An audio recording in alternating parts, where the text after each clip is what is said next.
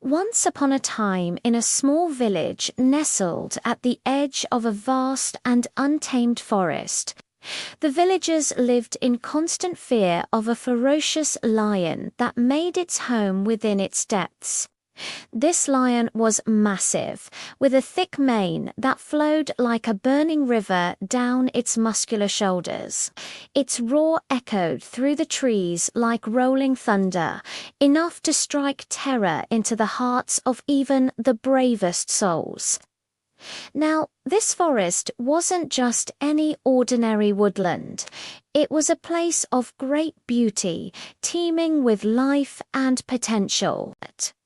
Within its emerald embrace lay fertile land that could nourish the village and fresh streams that flowed with crystal clear water. It was a paradise waiting to be explored. But the villagers, paralyzed by fear, had never ventured beyond their homes into the wild embrace of the woods. Their lives were confined to the narrow streets of their village, cut off from the wonders that lay just beyond. They tried everything they could to keep the lion away, setting up traps and trying to lure it out. But their efforts were in vain. The lion remained elusive, striking terror into their hearts whenever it pleased. Day after day, the villagers cowered indoors, their spirits crushed under the weight of their paralyzing fear. Hope seemed to dwindle with each passing moment, replaced by a sense of helplessness that threatened to consume them. But amidst this despair, there lived a young man named Kweku. Unlike the rest of the villagers, Kweku was not content to live a life dictated by fear. He yearned for more than the confines of their tiny village. Dreaming of the lush fields and sparkling streams hidden within the forest's heart, Kweku knew that their fear was irrational. He had heard tales of the lioness' presence from those who had dared to venture into the woods before, and he couldn't understand why everyone was so afraid.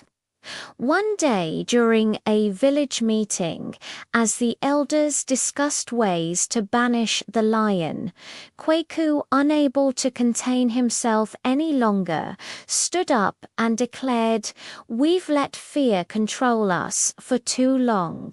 It's time we took a stand."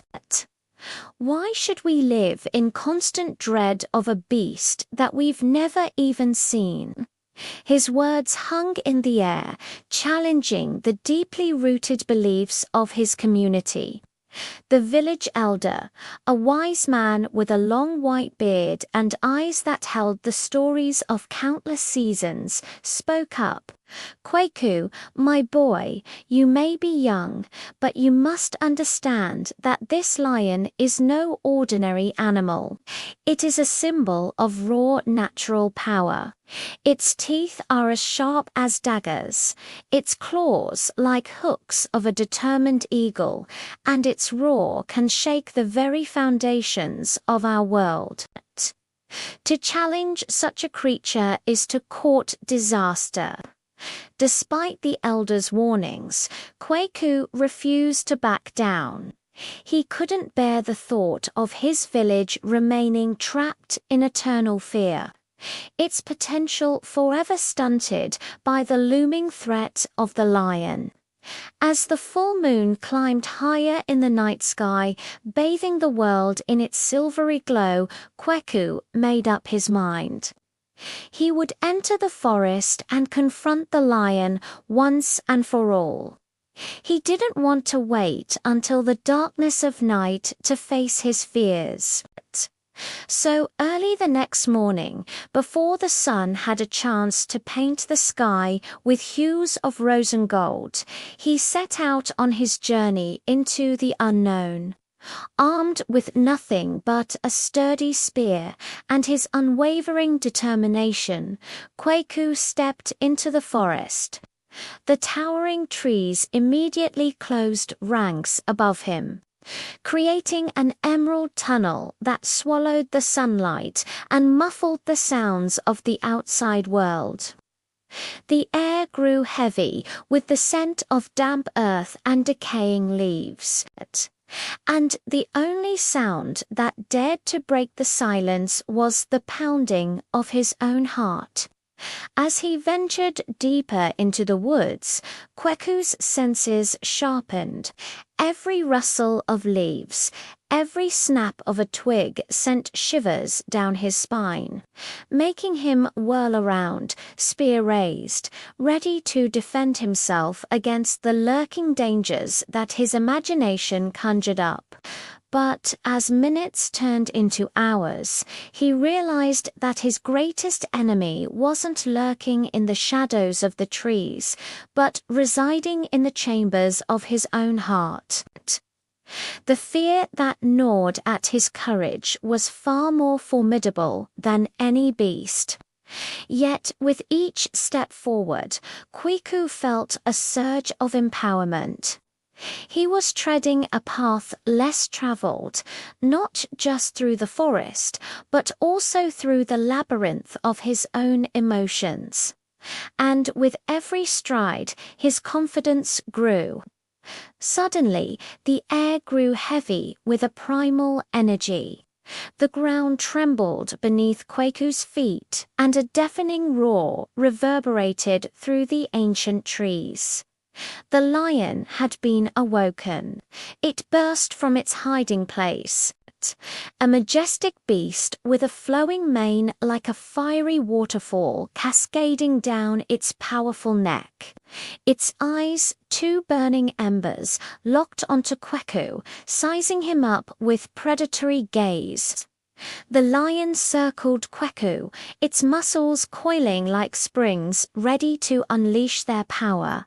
With lightning-fast reflexes, it lunged, its massive paws swiping at Kweku, who narrowly dodged the attack.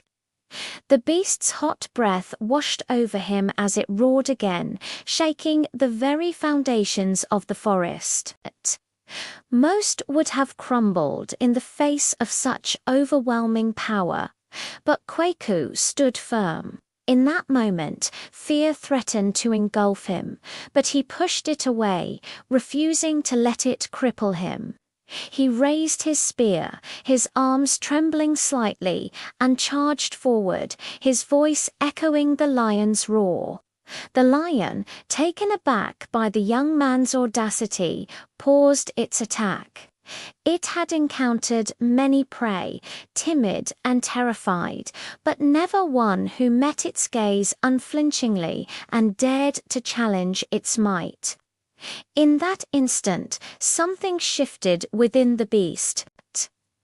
The sight of the fearless young man stirred a long dormant respect deep within its heart. It was a respect born not from weakness, but from the recognition of an equally strong and fearless soul. The lion's demeanor changed. It lowered its head, acknowledging Kweku's bravery, and slowly backed away, disappearing into the dense undergrowth.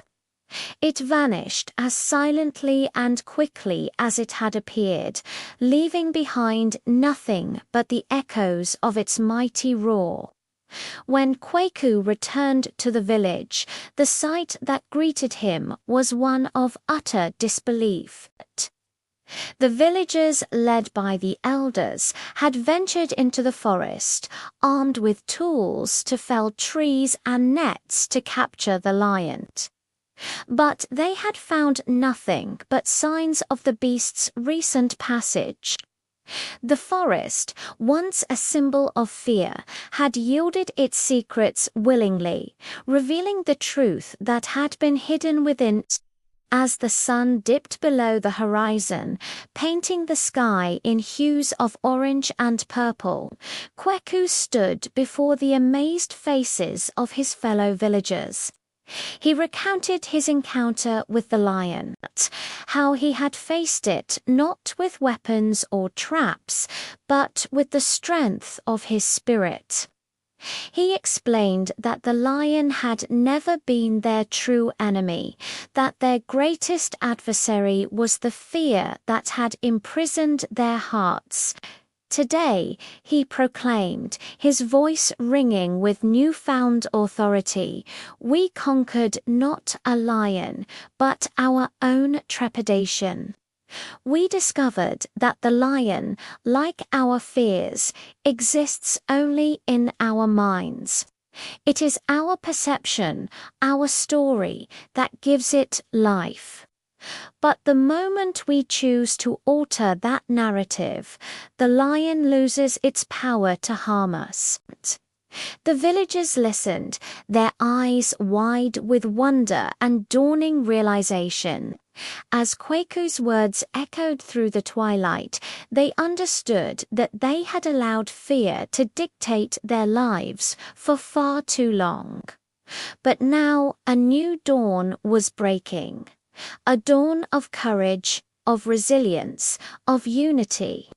From that day forward, the people of the village no longer lived in fear of the lion. Instead, they reveled in the richness that the forest provided. They tilled the soil, planted crops, and drank from the crystal-clear streams. Their children played freely by the riverbanks, their laughter echoing through the trees. And as the years went by, their village flourished, becoming a haven of prosperity and contentment. And so the tale of Kweku, the young man who tamed the lion not with force, but with courage and an unwavering spirit, was passed down through generations. It became a beacon of hope, a testament to the power of facing one's fears head-on, proving that the greatest battles are often won, not with might, but with the strength of one's convictions.